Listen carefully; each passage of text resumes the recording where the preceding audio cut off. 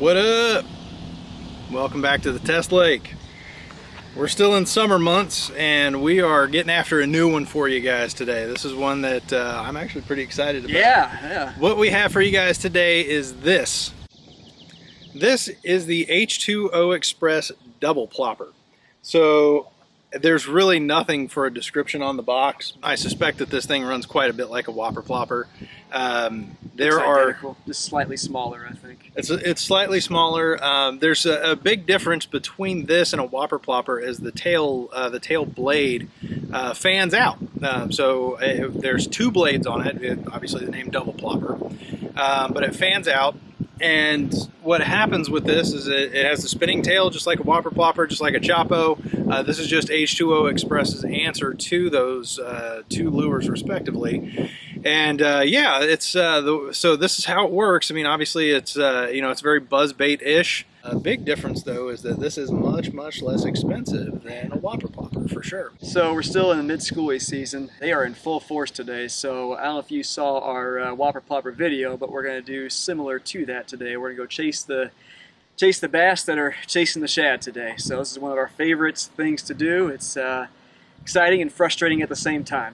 All right, so as you guys know, we scorecard these things as we're going through here, and we'll just show you the highlights of everything that we caught today.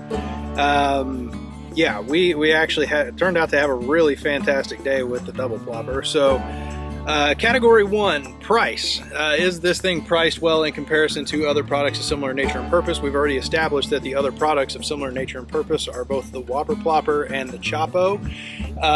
This price picked up over at Academy Sports for $6.99. Woo! Pretty darn good. The Berkeley Chapo that we used in the previous video was $9.99. The whopper plopper I think was like $12 or $14.99, something like that. It was forever ago that we bought them. But yeah, stellar price point when it comes to lures of that sort of action, the spinning tail plopping action. So stellar price point. I'm going 5 on its price. Oh yeah. I don't have a problem in the world doing that. What about you? No, absolutely not. 5 for sure. How often do I ever give a 5 on price? Very rarely. Exactly. Thank you. So this is why, yeah. Okay.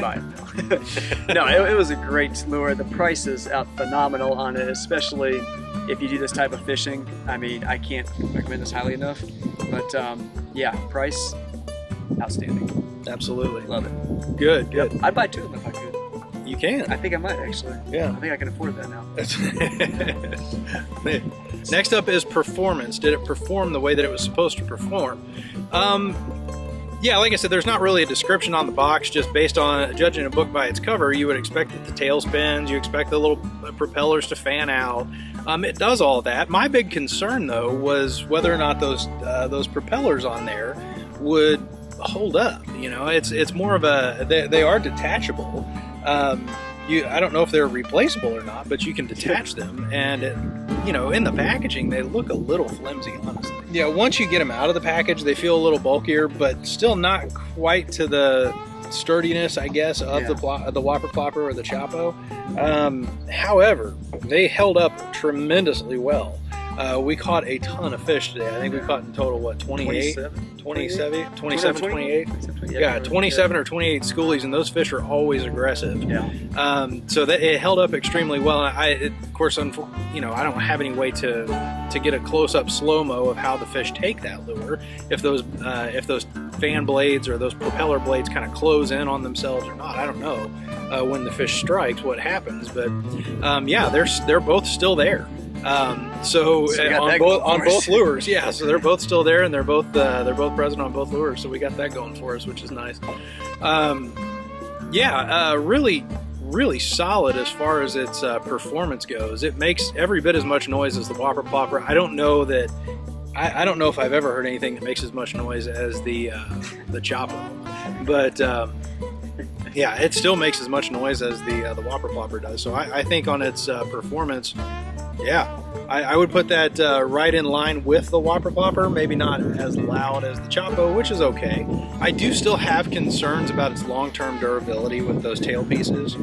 So I think on that I'll go 4. Yeah, I'll go 4. All right, so for me, I will.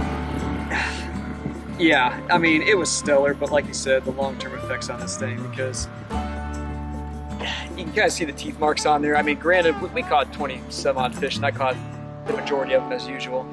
But anyway, you know, I'd like to use this for years to come, but I don't know if it's going to hold up that long, especially if we keep catching the amount and the size of the fish that we've been catching lately. I mean, for the schoolies, when we first started catching them, I mean, they were maybe half a pound at most, but they've really started fattening up over the years, so we've been catching consistently 2 to 3 pounders. And, you know, they're aggressive, obviously. So with that being said, you know,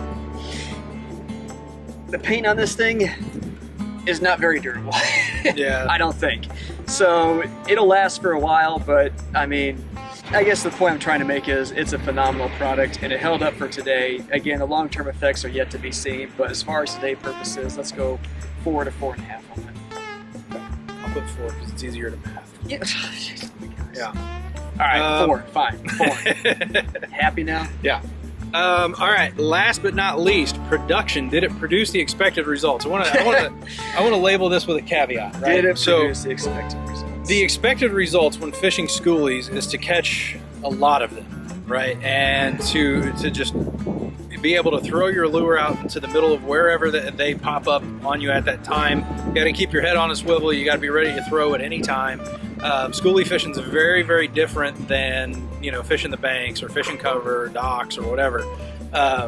It's very different than all of that. So the expected results is, can you cast it far enough to get to where they are when they pop up on you? Can you hit a long cast with it as a result of its weight? Does it create enough distraction in the water? The bass, when they feed on the shad, they're looking for like a certain length, like the 1 to 2 inch range. They're not hungry for that size of fish. They're not going to bite it. So yeah, is it the right size? And then of course, you know, did we catch fish with it? But yeah, it produced the expected results bar none. Now the other thing that's nice about these spinning tail, you know, shad looking baits or whatever they're supposed to be, modified buzz baits, is that even in choppy water they'll still run, you know, like they'll still run well. The tail spinning and all that stuff still kind of makes enough noise to get the fish's attention, right. Distract them from whatever else it was they were chasing. So yeah, yep. Really good product, makes a lot of splash. So on its overall production, for me, I don't have a problem in the world going 5 on that. I think it did tremendously well. So yeah, I'm going 5 on production.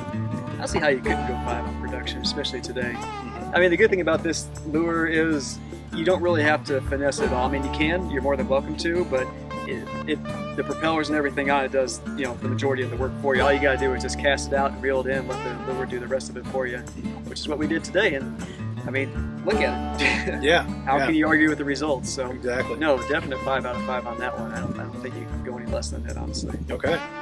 Okay.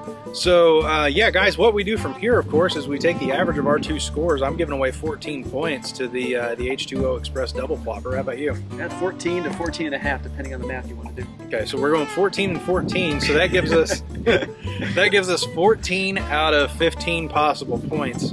Stellar, wow. Stellar product, H20. I don't think we've had one of those in a long time. Yeah, it's been a while. It's been a while, and I tried to be critical of it. I mean, honestly, and like I said, I still have some concerns about the propellers on the tail and stuff like that. But I mean, during the field test, it held up great because Lord knows we caught a lot of fish on it today. Yeah, so 14 out of 15 possible to the H20 Xpress double plopper. Well done. Yep. Folks, that's going to do it for us here at the test lake with the H20 Xpress double plopper. Thank you so much for stopping by. Make sure to smash like on the video for us. Let us know that you were here.